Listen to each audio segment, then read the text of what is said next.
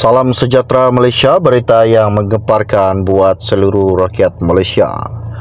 Bagi yang baru sahaja melihat channel ini, jangan lupa bantu saya, tolong tekan butang subscribe, share, like dan komen. Bagi yang sudah lama mengikuti channel ini, saya ucapkan ribuan terima kasih kepada anda kerana satu sokongan yang anda berikan, satu subscriber yang anda berikan kepada saya adalah amat berharga. Hari ini satu lagi isu dan info yang menggemparkan, di mana salah satu ucapan rasmi beliau baru-baru ini, beliau mengatakan bahawa sewaktu berucap di Kongres Parti Tindakan Demokratik DAP yang ke-18, Anwar merungkai cabaran kerajaan Madani mengemudi negara tak kala pembangkang memperalat isu kaum dan agama habis-habisan. Mereka bukan mengkritik dasar atau memberi cadangan baharu, sebaliknya terus menakut-nakutkan orang Melayu terhadap masyarakat Cina khususnya DAP. Namun saya, katanya Anwar, enggan bersikap defensif dan apologetik di hadapan teman-teman DAP, dan saya tegaskan bahawa parti ini mempunyai sejarah konsisten dalam menentang rasuah dan memperjuangkan hak golongan miskin serta menuntut kebertanggungjawaban dan ketulusan politik meskipun ditekan pemerintah dengan undang-undang yang zalim. Bahkan DAP yang sering dimomokkan inilah yang pernah menjadi sahabat PAS dalam Pakatan Rakyat dan duduk semeja dengan Bersatu ketika PH diberi mandat mentadbir negara pada 2018. Malaysia tidak boleh mengikut rentak hipokrit pembangkang jika mahu mengangkat martabat rakyat. Tidak ada negara yang boleh maju dan stabil jika terus membiarkan percaturan perkauman dan pelampau agama berterusan serta berleluasa. Dalam usaha reformasi yang menjadi tunjang perjuangan Pakatan Harapan, saya sedar ada yang kurang sabar dengan perkembangan yang perlahan, namun saya tuntut teman-teman agar menggunakan kebijaksanaan sejarah membuktikan bahawa revolusi yang tergesa-gesa sering gagal.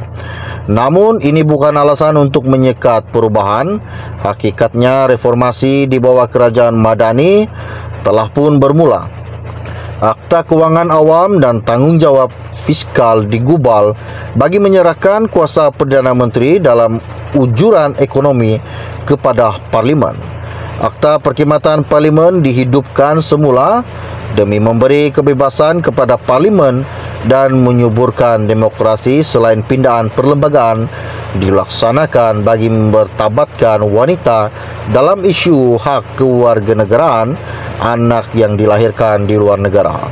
Dan saya juga kekal dengan pendirian untuk menghadkan tempoh jawatan Perdana Menteri kepada 10 tahun kerana kita tahu akibatnya jika seseorang dibiarkan berkuasa selama 22 tahun, pindahan ini akan direalisasikan sebaik mendapat sokongan sekurang-kurangnya 2/3 ahli Parlimen.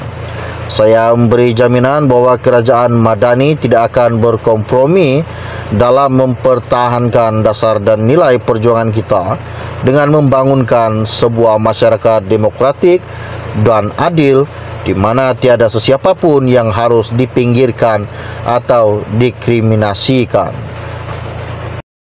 Salam sejahtera Malaysia, berita yang menggemparkan buat seluruh rakyat Malaysia.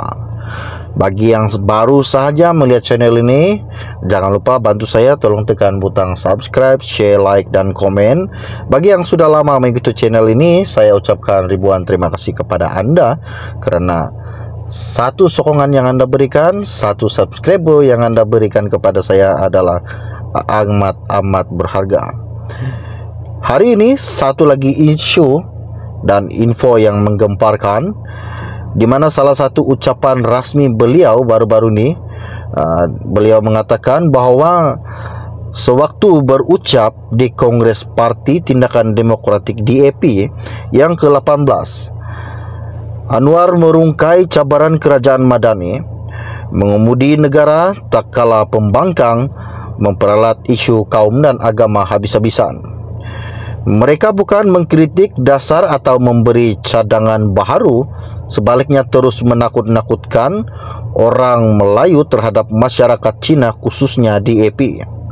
Namun saya, katanya Anwar, enggan bersikap defensif dan apologetik di hadapan teman-teman di AP, dan saya tegaskan bahwa parti ini mempunyai sejarah konsisten dalam menentang rasuah dan memperjuangkan hak golongan miskin serta menuntut kebertanggungjawaban dan ketulusan politik meskipun ditekan pemerintah dengan undang-undang yang zalim.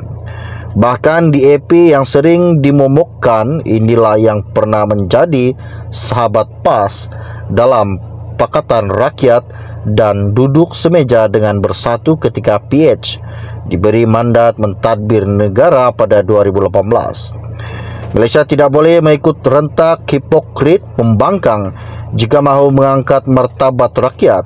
Tidak ada negara yang boleh maju dan stabil jika terus membiarkan percaturan perkauman dan pelampau agama berterusan serta berleluasa.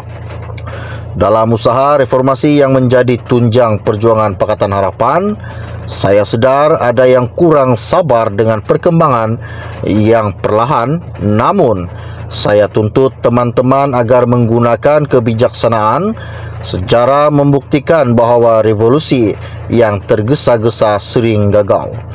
Namun ini bukan alasan untuk menyekat perubahan. Hakikatnya reformasi di bawah kerajaan Madani telah pun bermula. Akta Kewangan Awam dan tanggungjawab fiskal digubal bagi menyerahkan kuasa Perdana Menteri dalam ujuran ekonomi kepada Parlimen.